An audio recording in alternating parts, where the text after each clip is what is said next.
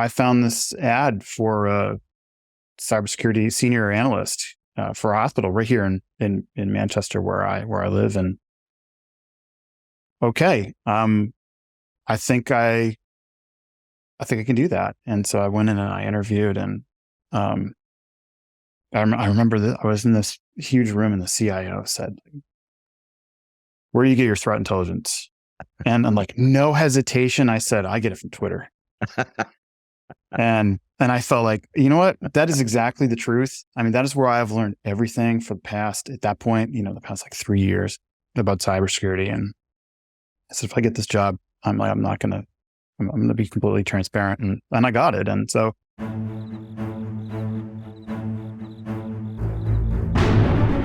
Welcome to the Risk Never Sleeps podcast, in which we discuss the people that are protecting patient care.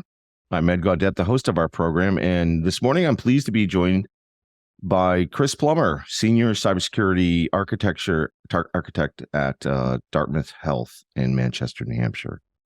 A little rusty for Monday morning, Chris. My apologies. That's okay. That's okay. We ease into it, and by Friday, it's Friday's another Monday. Actually, I think that's right. So we've learned that there's no more Friday. It's just 5 Mondays in a row, and then we start over. So we have learned about that, yeah. And I love the those movie posters in the background. Yeah, those are cool story there. Right in the beginning of the pandemic, that year we were supposed to go to Comic-Con in Boston, and we had all of the big names lined up. I was going to meet Chris Hemsworth. I was going to meet Chris Evans. I was going to meet him. Actually, was going to be in a photo with him together. So we bought these posters to have him sign, and that whole thing fell apart. As everything fell apart, right? It's like I was launching my company that year, and I guess you get a red badge of courage as an entrepreneur during the pandemic or something like that. They tell me, but it's all especially worth it when you're still here too. I mean, that exactly says a lot. So that's right. Well, I didn't expect to start that way, but I am captivated by those posters. So I'm a big movie buff as well. So maybe we'll have time to jump into that and talk about Thor. I see on your shirt. Awesome. Hope so. The Thor shirt. Yeah. Awesome. So tell our listeners about your background and about your health system. My background, if we used the whole time, I think we would just talk about my wild ride, but abbreviated version. Yeah, I just I came into healthcare like on my 6th year as a senior cybersecurity person in a hospital, and the bulk of my InfoSec experience is a little over 10 years working in InfoSec for the U.S. Navy as a civilian contractor. Most of that time was with IBM, which was afforded me some huge resources to help assist really important mission of the U.S. Navy submarine maintenance program, and really learned a lot about certification and accreditation, and was kind of like the person on this contract. We were building this submarine maintenance software, really is what it was, and so. But I was like the technology person, so I was sort of the system administrator. I was doing CNA, and the thing about CNA is it's arduous, and you have to learn how to run everything, patch everything, sort of demonstrate that your systems are secure and can process certain types of information. So it was just you're the one if it goes down, right? They come to you. Yeah, but I think an easier time though. Like compared to today, where like the cloud was not a thing back then. I'm so grateful for that. I'm like. Our work was very, very hard because we kind of forced everyone to have a completely physically separate network to do the really important stuff. It was very hard to sort of climb over the bridge and get into the crown jewels. And today we don't work like that today. We wish we did. But I've always had roles where I've kind of been like the one person show, and I think those are increasingly less and less popular. But this is like born out of the .com revolution, like the late 90s. I came right out of school and was like the technologist for a company who wanted to be the Spanish Amazon.com. And that was really interesting. It was whole You other learn a thing. lot in those experiences, though, don't you? Yeah, you do. I mean, I learned a lot back then that even then I knew what I didn't know. And I knew that if I didn't know something, like firewall was a good example, like you need managed services, you need to outsource this competency. And sort of that was a good lesson going forward, not to try to take on the world and pretend I mean, especially when today, you can't pretend to know something about cybersecurity and stay afloat for very long. You're going to be torched. So how did you get into healthcare?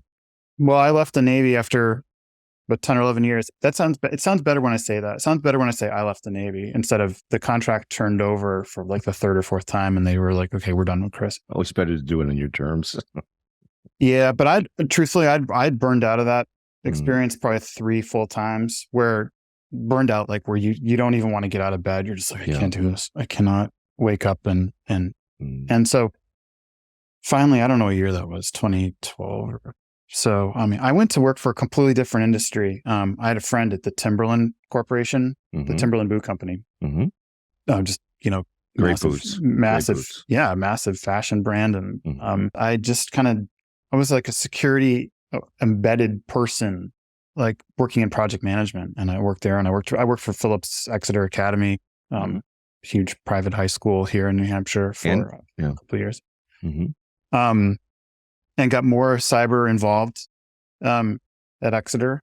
Was on the cybersecurity team there, but like a lot of places, cybersecurity was by committee. It wasn't there wasn't a department there, and I really wanted that for Exeter, and they weren't really ready for it, and so I started branching out and taking a look. This is probably, I don't know, 2016, 17. It's hard to keep track, but there were a lot of like big cyber stories brewing. WannaCry was like making big news. And I found this ad for a cybersecurity senior analyst for a hospital right here in Manchester, where I live. And okay, I think I can do that. And so I went in and I interviewed, and I remember that I was in this huge room, and the CIO said, "Where do you get your threat intelligence?" And I'm like, no hesitation, I said, "I get it from Twitter." and I felt like, you know what? That is exactly the truth. I mean, that is where I've learned everything for the past, at that point, the past like 3 years about cybersecurity. And I said, if I get this job, I'm going to be completely transparent. And I got it. And so, that was, I think working in hospitals is this cool intersection for me. I think I'm a pretty philanthropic, sort of community oriented person. And I'm just, I look at my posters, right? I'm like, I think I'm an Avenger. I think I'm like a superhero. And so that's what I love most about healthcare, that shared mission that you have that you can't get in any other industry. Well, the thing, Ed, though, is healthcare is powered by superheroes. Like, how many are there to go around, right? We can't hire those people. We have to cultivate them. If we're lucky, they walk through the door, but that's not the norm, right? So if we're talking in another 5 or 10 years, maybe, I don't know if that's optimistic. I mean, healthcare does not move that fast, but I want to say like the state of at least staffing for cyber teams in healthcare will be materially different, say 10 years, but how so? I don't know. I mean, I think 5 years ago, we weren't even really talking about cybersecurity teams in hospitals. I mean, I was the only cyber FTE at my hospital back then. Now that hospital probably has, I don't know, 2 or 3. I'm not sure. The awareness is building in leadership. So I think even if leadership teams know, they don't have what they need today, they know where they need to go. It's just a resource issue. Like today, I read this story today. I guess the state of New Hampshire has some funding to. This is for school districts, but they have some funding to do some cybersecurity awareness outreach for school districts here in New Hampshire, which is something. But we're still back to the people problem. I mean, especially school districts they're just absolutely overtaxed, and so you're I don't know. I don't want to say it's still preaching to the choir. I think people who are in place in most organizations know cyber is a thing, and it just comes down to humans. Like how do we get those people in place? So I want to be optimistic, but I think we do need to materially look at. I think healthcare as a whole needs to kind of reinvent itself when it comes to cybersecurity. And maybe consider attracting people on some intangibles. I mean, it's like, we have a few recs out there right now that we're hiring for. So I've gone out and taken a look at what's on the street, what's attracting other people, and yeah, sure, pay is a big thing. Of course, nonprofit healthcare is not going to draw this, compete with it. Yeah, but we know that though. I mean, so we can't just sit here forever and lament that. We have to. We've got to look at what we can materially do about that. I mean, and that's forging a new culture. That's empowering people to sort of be who they want to be, and give them a path to go where they want to go, and educate them, and give them some personal flexibility. I don't know what else we can offer. That's a really good point. Yeah. I think, yeah. When you think about that, the people issue obviously is a big one, not going away. What are some of your other priorities over the next 12 months, either tactical or strategic? Phishing is so. Oh, I thought you meant like. No. Sorry. I don't think I could ever actually go fish in real life. I read this. It was a Perception Point, I think a month or two ago, had a report that phishing was up 40% this year. Really? And I said, wow, that's a number. I mean, I'm a scientist. I want to know where that number comes from. That's huge. So I have a way to sort of prove that out, like loosely on my side. I can go through some metrics, and I don't know about 40%. I mean, that's a really subjective number, but it's up. It's up. When I took a look at sort of without getting into it, but I mean, I think I have when I took a look at sort of how we're doing at the beginning of August this year compared to last year, yeah, it's up. It's up. And so, but the other half of that article, Ed, was that it's AI, right? AI is in every story. AI is the new .com gold rush really this year. It's it's in everything. Like the new IoT. It's like web enable everything, AI enable everything. Here we are. And so, so what can AI be doing for phishing right now? Is it improving the quality of the phishing emails themselves? I don't know. I mean, I've personally analyzed thousands of phishing emails in my career, and the ones that I'm seeing today are not like materially different than they were last year. There are more of them. So, okay. So is AI then contributing to the phishing kits themselves? Is it somehow making it easier to distribute phishing? I don't know. Hard to say. I mean, is it writing better? Is it writing code to create phishing? I mean, I've wrestled with ChatGPT and writing code, and had plenty of days, Ed, where I should have just spent the day reading a book about code, because all I've done that day was argue with ChatGPT about why something is completely made up and not working right. And so I don't know. So phishing's a big area. I don't know. Yeah. Any other areas you think you'll lean into? You'll find this pandering, but third party risk is unbelievable. That is the story. Yeah, I know. I agree. That's always been the story, but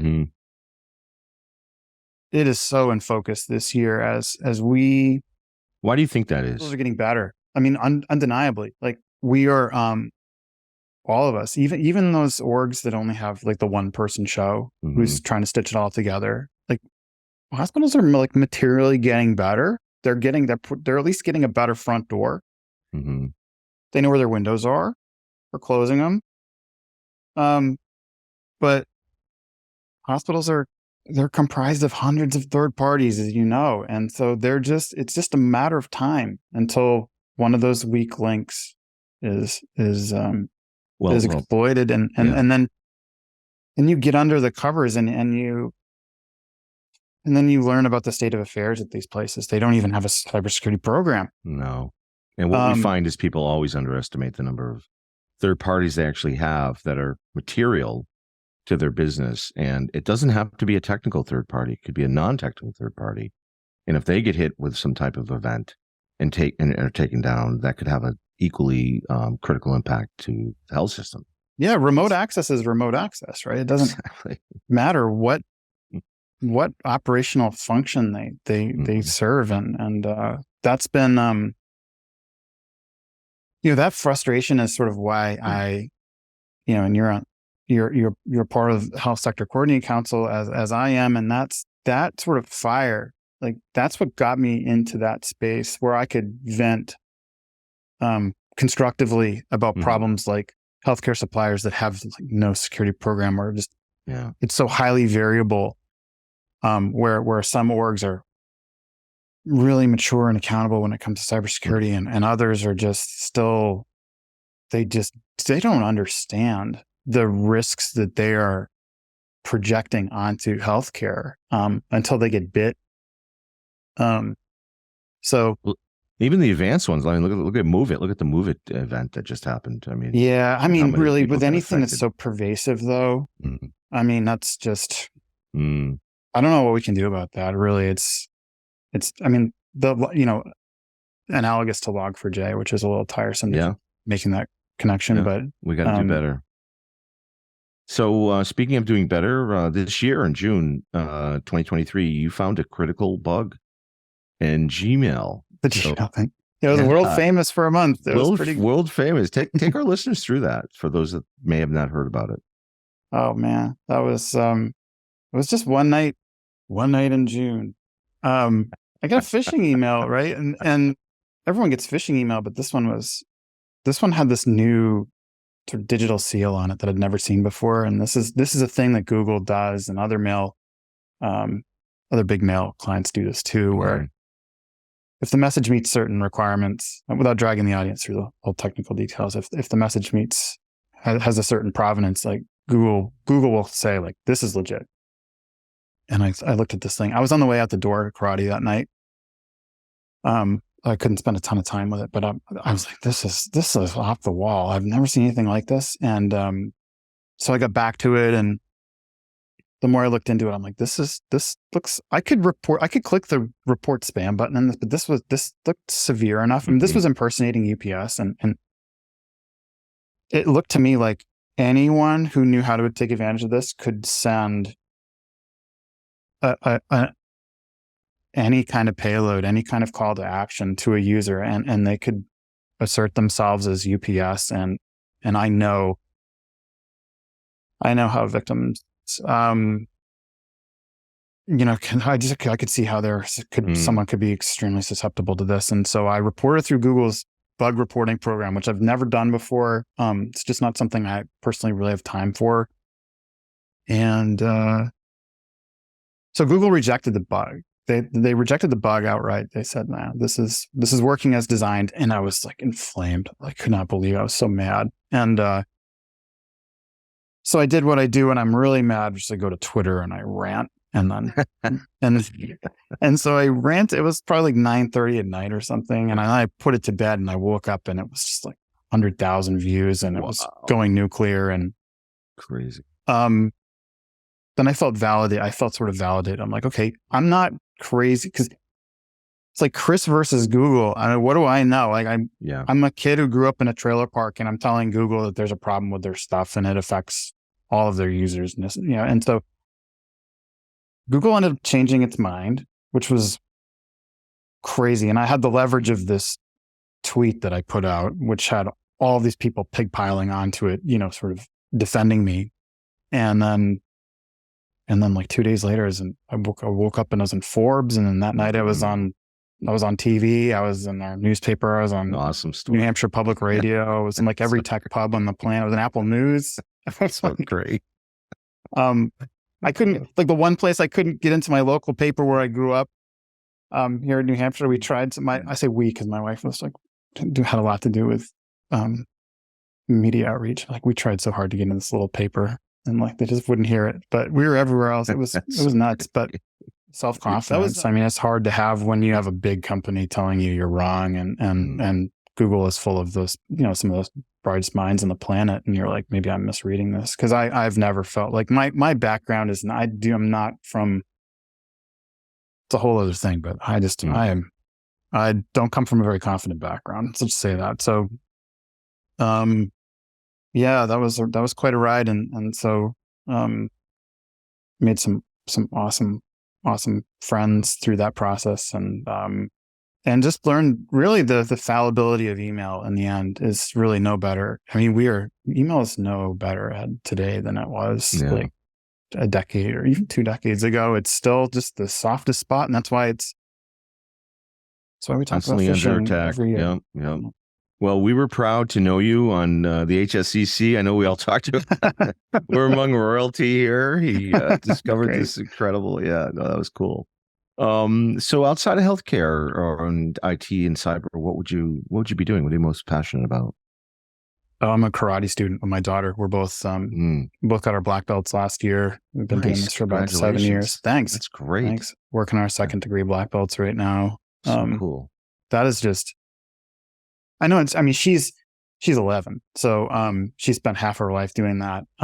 But for me, that has been so transformative. It just made me just a different person. I can handle this line of work in a way that I could not before I started that. And well, it's more than physical. It's mental, spiritual. There's so many dimensions to that art, it's great. Yeah, I think that's why I really I'm really attached to it, and I think I used to be a bicycle racer before that. I used to saw race, you were a mechanic. Actually, I loved that. That was my first job ever. Yeah, I saw that. Building bikes. I built bikes when I was a kid too. Oh, really? Probably different than you did. We're sawing, bars to make banana bikes, and these long chopper bikes, and with the banana seats from. Oh, that's great. Oh yeah, in the 70s. Yeah. Yeah, no, I paid my dues at this little bike shop in the Upper Valley of New Hampshire one summer, and then I went on to I've raced a bike up Mount Washington like 13 times. Oh, jeez. So I don't do that as much anymore. Karate has sort of taken my life over, which I have allowed it to. I wanted to. It's but so I have a lot of self-discipline from that, and I know what it's like to suffer. That's for sure. That's what helps get through this. When you spend 10 hours in a seat every day doing this job, I mean, you have to have gone to the pain cave before, and I have been there plenty of times. So, well, pain means you're alive. I mean, life is pain, and suffering is pain. And there's a Buddhist adage that says, embrace your dread. Like, you learn so much from that, and I try to live that as much as I can. But I can't wait. So I can't wait to talk to you again, like down the road, and we'll have a far more positive spin on state of affairs. And so, I know we are miring ourselves down right now. It's unfortunate, but these are different times, right? These are different times. And speaking of that, what would you do if you could go back in time? What would you tell your 20-year-old self? Right around that time I was exiting this .com I was working for, and so a lot of companies were dying off, but there was still a lot of opportunity out there for. There were a lot of consulting shops that were trying to draw in talent, and so I had offers from a couple of these places, these big places like Compact Consulting, and some local places like CMGI and Steel Point here in Boston, and I knew. I was afraid of those. I was afraid to take those things. And I took really safe work. I worked in my apartment doing some contract work and play video games all day. And I wish I had, and now some of those companies I just mentioned are like, they evaporated not long after, but I wish I had taken the leap and gone out on a limb and maybe spent some time working for some of those companies, because I probably would have grown a lot more than I did just working in my apartment, let's say. So I wish I'd taken different risks. I wish I'd walked into my karate studio back then too. I'd have a lot more under my belt. I'd have a different belt too. Literally. But That's great. What, I'd be remiss if I didn't ask this question because this is the Risk Never Sleeps podcast. What is the riskiest thing, Chris, you've ever done? whoa, riskiest thing I've ever done. Yeah, I know. And I love this question because it's so many interesting answers. When I first got to, when I was a freshman in college, University of New Hampshire, I was like unleashed at UNH. I had grown up with, like my first computer ever was a Commodore +4 that I got from this. Oh, +4. It was a +4. This I was like 7, and because they ran out of 64s. Mm-hmm. Because we had this program in my school where if you, it's called cans for computers, where if you recycled 500 pounds of aluminum cans, it would give you a computer. And so they ran out of Commodore, ran out of 64, so I got a +4. Mm-hmm. And so I learned to code and I got familiar with computers, and of course we're right in the age of Atari there, which I'm just like, can't believe I'm on this podcast. I can't believe I'm on a podcast that Howard. Yes, I interviewed Howard. It was fantastic. Did you listen to it? It was fantastic.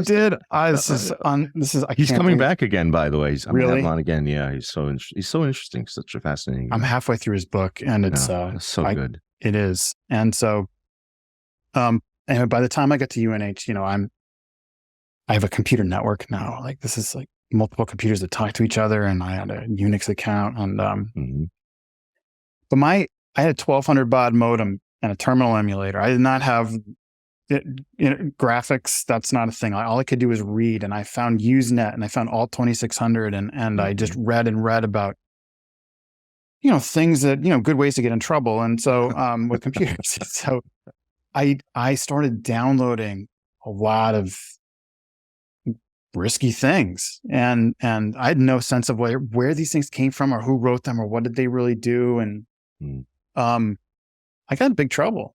I almost got expelled from UNH. Oh, wow. Jeez. And I had a similar experience, by the way, but it was involving a sink and a wall. And the removal of said sink. Oh, wow. Yeah, I know. Stupid. But yours is a cooler story. I had no, and I was like, I was issuing commands in Unix that I did not. I was using SendMail and Wall and these other things, and I had no sense of consequence. I had no awareness of what I was really doing, or if I was, now today, if I had a user doing that, they'd be out the door. Yeah. But it was that was a risky time. Back then. Yeah, I took my future in my own hands, and maybe in addition to maybe the safety of the people in the system. And so, but I had some good people around me who really helped me get through that period of time, and was able to stay in school and somehow finish. That was really tough. I mean, the agreement was I'd stay in school, but I wasn't allowed to touch it. This is very Kevin Mitnick story, by the way. Like I'm allowed to stay in school, but I'm not allowed to touch a computer.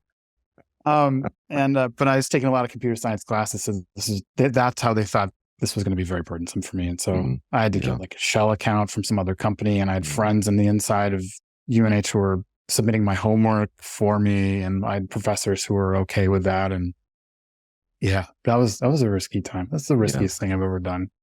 Excellent. Well, we're almost at our half hour here. Any last parting thoughts to the listeners before we wrap it up? Thank you for your time. You're welcome. I've had so much fun. Yeah. I'll have to have you back on. We'll talk movies next. Oh, where would we start? We start behind me. We probably need an hour or two. This whole Marvel catalog. We start there. Let Cassidy know we'll need an hour next time. Yeah, I would just say we cannot give up on our goal of trying to bring good technologists into hospitals. I think we have so much. I think hospitals have so much to offer. I think we as hospitals have to better recognize what our intangibles are and market them. And I really think there's a story there. I think there are sort of, I would call them civic-minded individuals who want to do this kind of work for the common good. There's hospitals are incredibly signal-rich environments. There's so much to learn and see and do, and in a place like this, and that's what. And it's rewarding as hell. Come join us if you're out there. No question And you're about looking it. for a challenge, and you're looking to protect patient safety. And this is Ed Gaudet. We're wrapping up the Risk Never Sleeps podcast. And for you on the front lines protecting patient safety, remember to stay vigilant because risk never sleeps.